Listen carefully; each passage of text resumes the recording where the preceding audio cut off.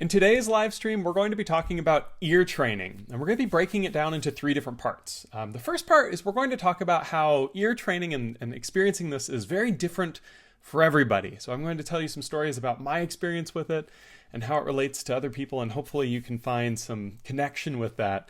The second thing we'll talk about is how we can introduce some ear training exercises as ukulele players. So I'll show you sort of what I think is a good baseline of exercises to start incorporating your practice.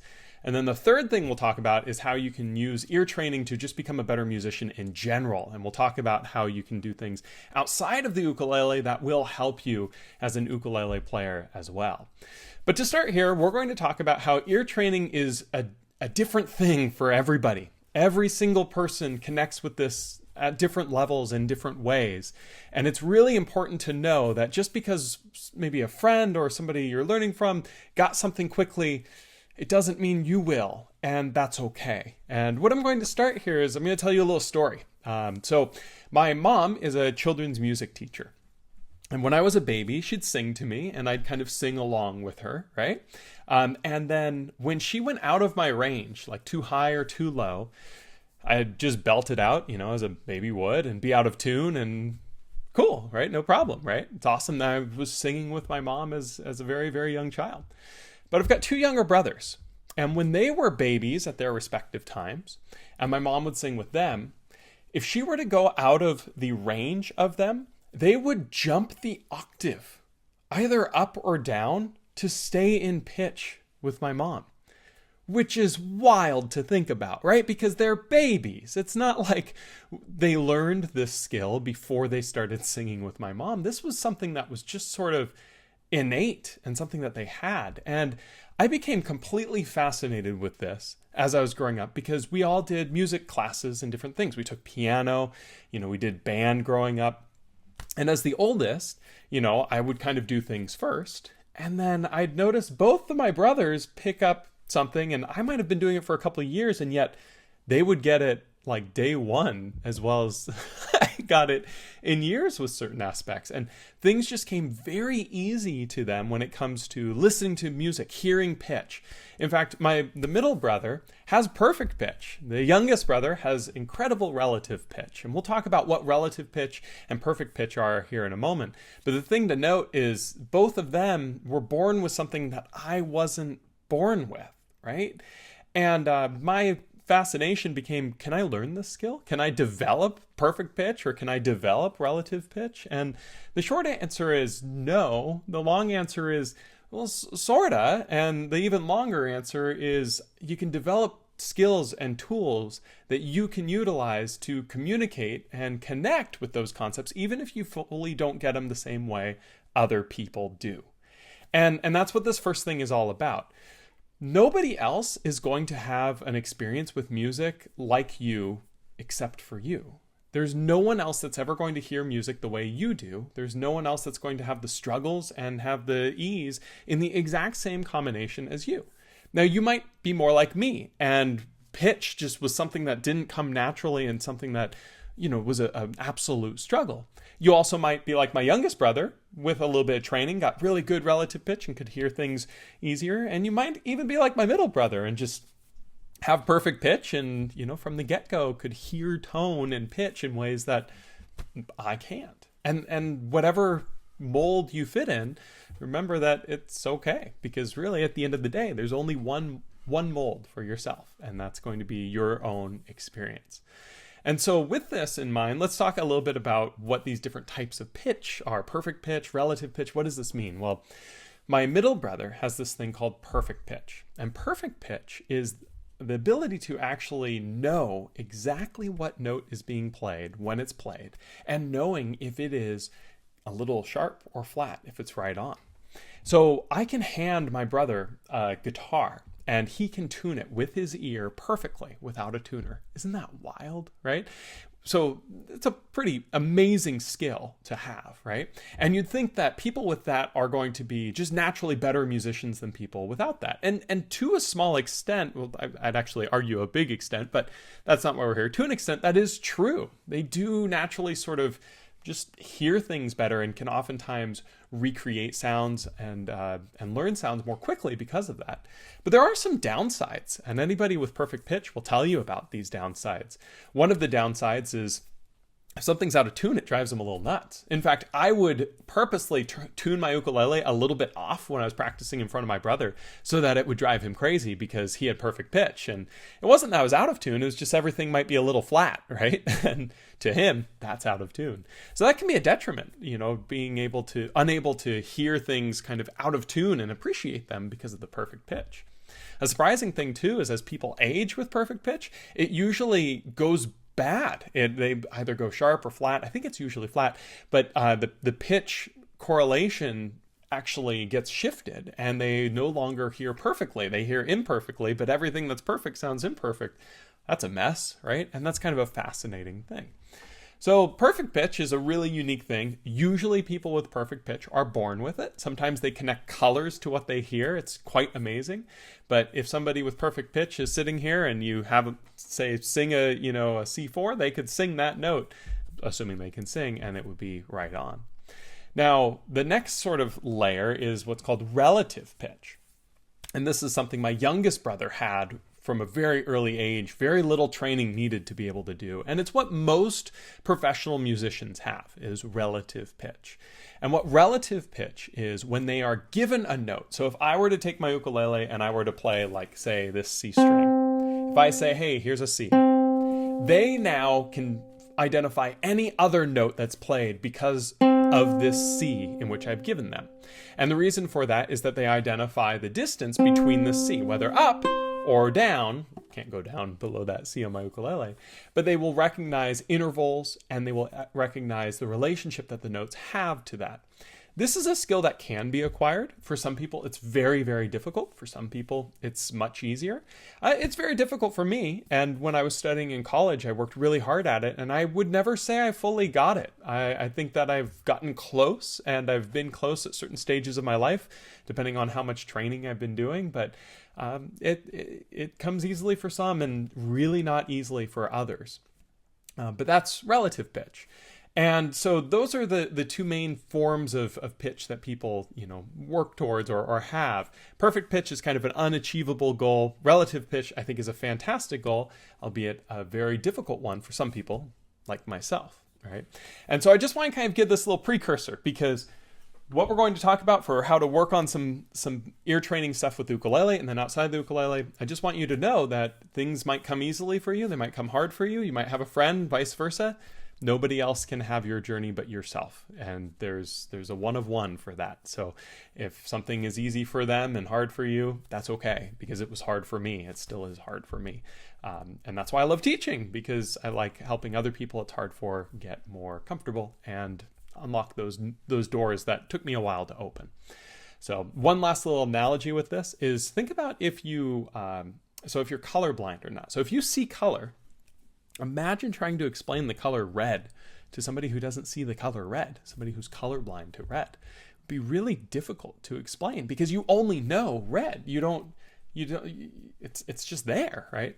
People with perfect pitch oftentimes struggle to teach music because of that, because the pitches are just there. They're as clear as colors. How can you not see, or rather hear, these pitches? And that's why it can be difficult sometimes for somebody with perfect pitch to teach somebody else.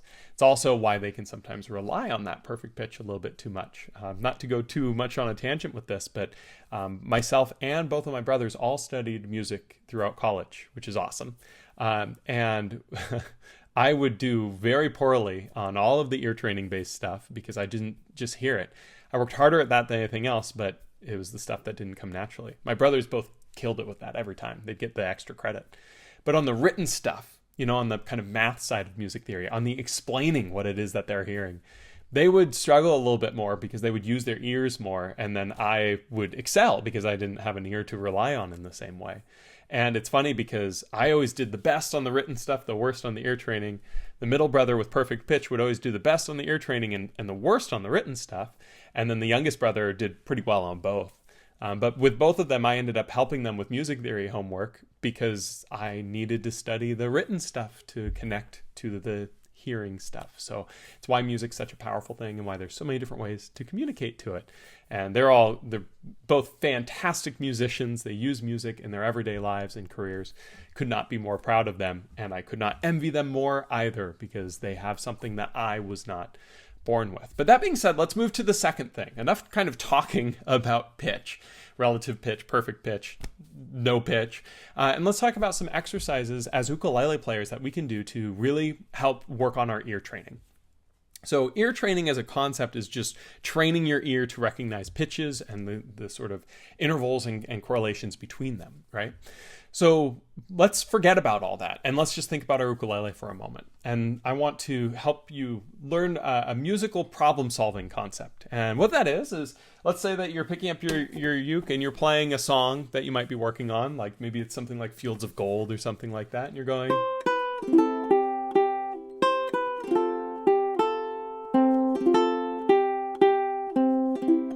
Wow, that sounded good. Let me do that again. Oh, shoot, I forgot what's next. Now, are you the person who thinks, oh no, I forgot what's next? Let me pull open the tab. I'm going to stop everything I'm doing. Go find that tab, pull it open. Okay, let's start from the beginning again. And okay, there I am. And it was this chord. Okay, cool. Well, if you're one of those people, you're not alone. The vast majority of learners are like that. And this is an instance for us to be able to work on some ear training. What we want to do is take songs that we know, that we can play with some level of proficiency, where we've played it before many times. We know how it sounds. We know how it kind of feels. But maybe you still use the music. You haven't really worked on memorizing it yet. Well, let's put that music away. And let's try to play it without the music. And when you come to a standstill of not knowing what to do, your fingers kind of forget, try to use your ear to start to figure out what it is that should come next. This is a very difficult process if you've never done it before. It was especially difficult for me. But with taking a melody like Fields of Gold, for instance, if I get stuck, what I'll try to do is I will try to find that melody note. I will find that single note. So if it's going, and I can't remember what the next note is, right? I will think, oh, was that next note? Okay, what was it? I want to look at the tab. No, I'm gonna use ear training. I'm going to use this kind of pitch correlation.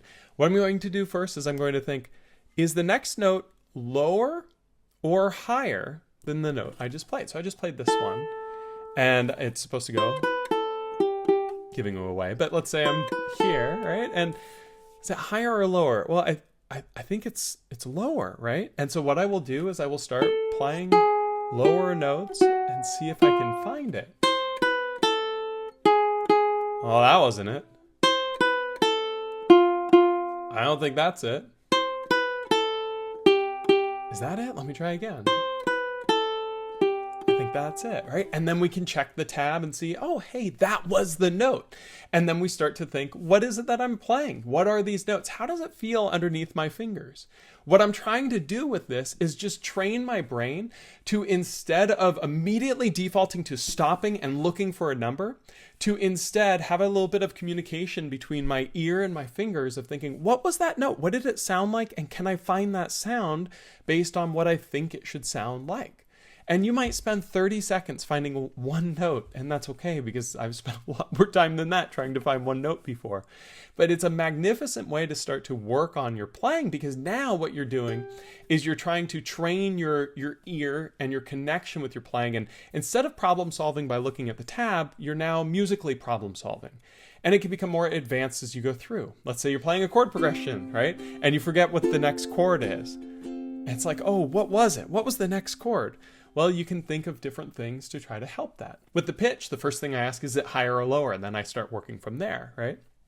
When I'm working with chords, trying to figure it out, usually what I think is it major or minor? Kind of like a happier or a sadder sound. And if I'm going like this, and it's like, oh, I hear a kind of a sadder sound. So is it my D minor?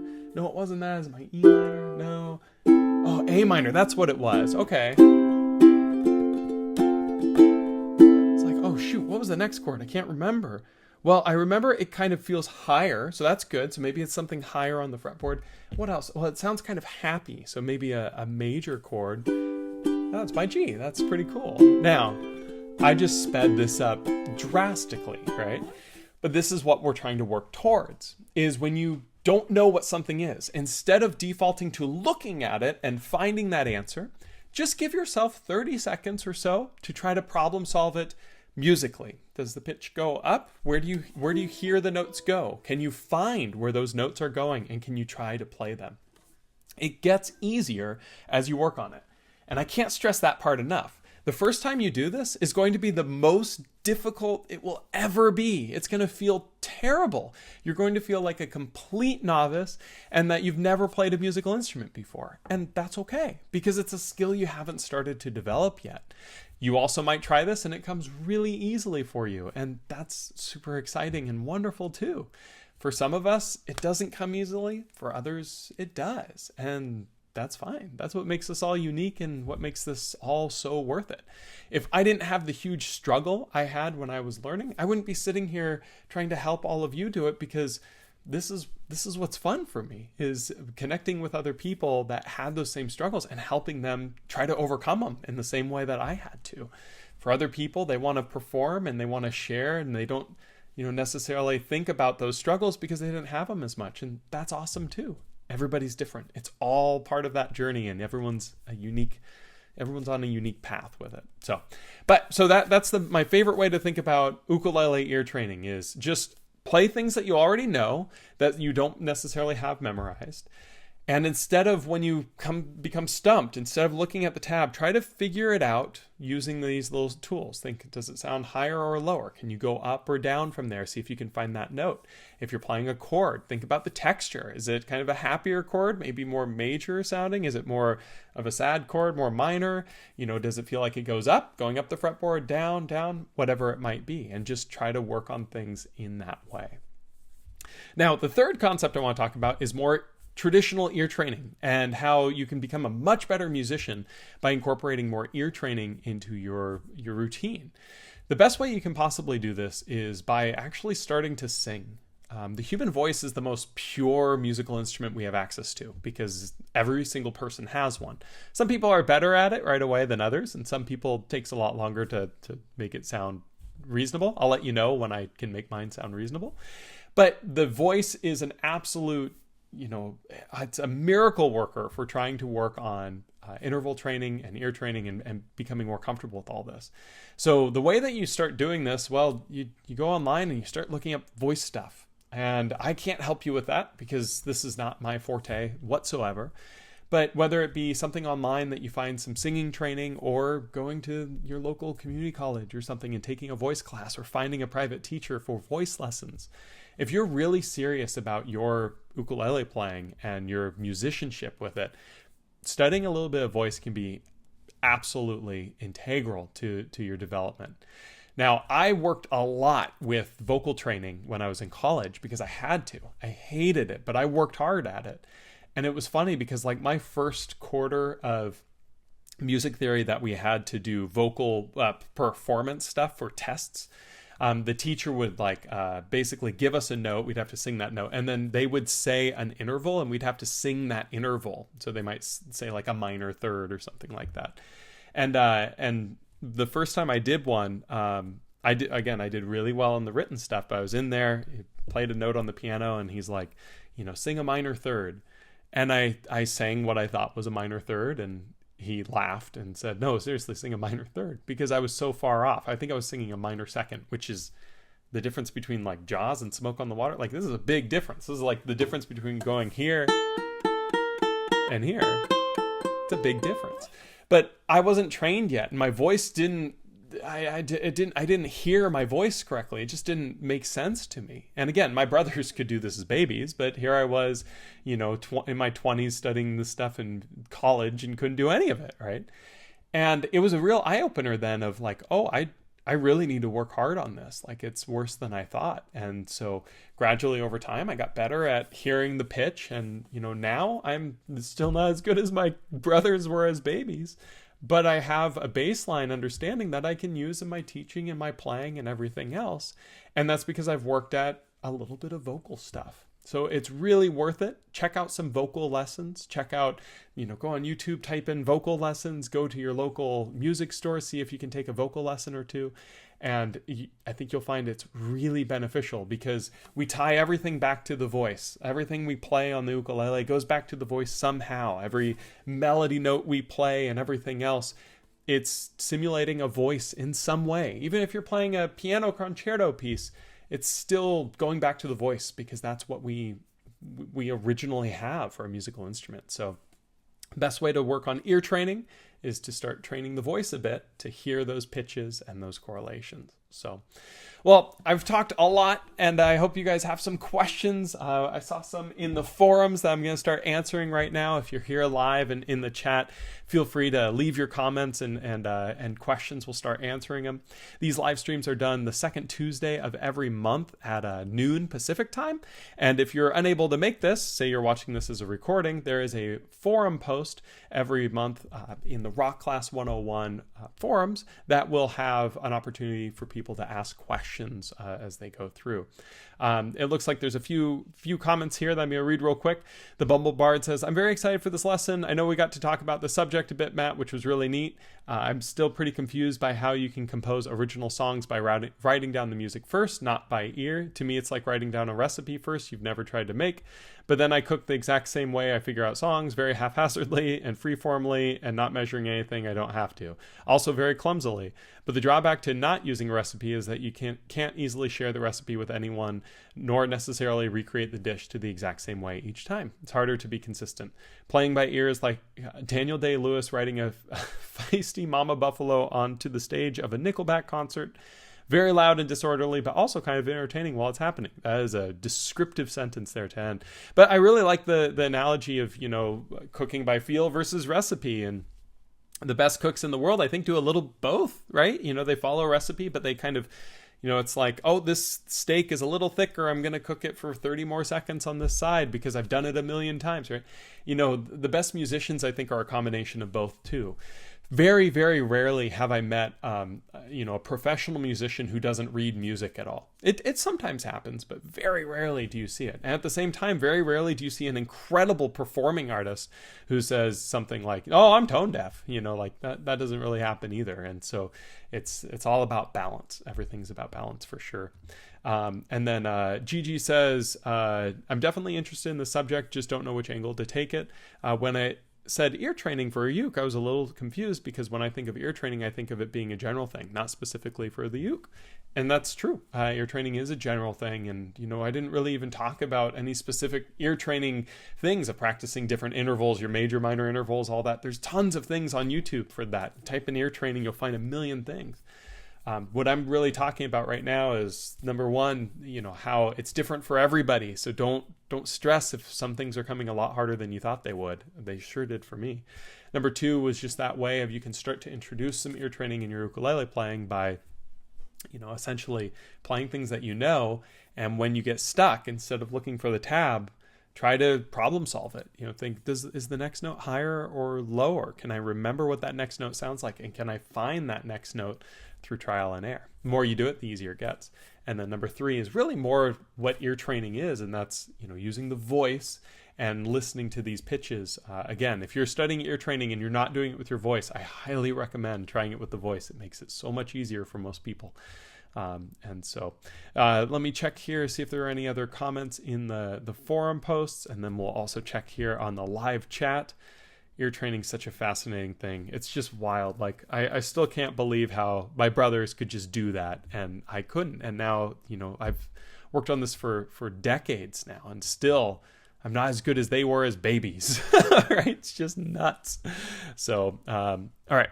So we've got a few comments here. Gotta love DNA. I assume when I was talking about my brothers, isn't that wild? We're all related. We all, have the same parents. Like, how does that work? It's just fascinating. P Cash says, I suppose if you know the key, you can narrow it down by knowing your scales to only one of 7 notes. To an extent, most songs will break rules, which means, you don't know which rules are being broken. So one of the best things you can do is, again, playing something familiar at first and problem solving that, and then you can start working towards the unfamiliar. I think that's one of the best ways to do it. Mary Jane says, hi from raining Northern California. Hello. I'm glad it's you guys are getting some rain, but I know you've gotten way too much this season. And then David D says, I have tried playing by ear and decided I am not wired for this. Same here. Playing by ear is just not something that comes intuitively to me and not how I approach working on this instrument.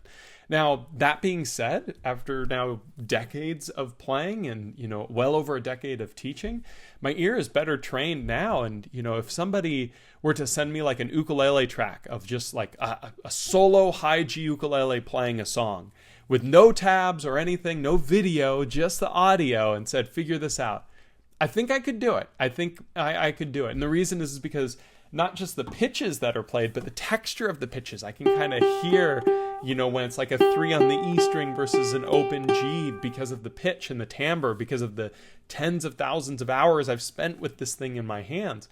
It's just funny because if my ukulele were tuned by half a step, I might not notice, but I can notice what the texture sound is based on the frets. It's just wild how that stuff works. I mean, I would notice if it were tuned down half a step, but a few cents either way, sharp or flat, I can't tell. So it is crazy. And I think that, not to, again, go off on a little bit of a tangent with this, but when it comes to playing by ear, the people who say everyone can play by ear and you should play by ear are the people that naturally could play by ear. They're like my brothers, or they're like somebody who sees color vividly, telling people who are colorblind, oh, just look at the colors.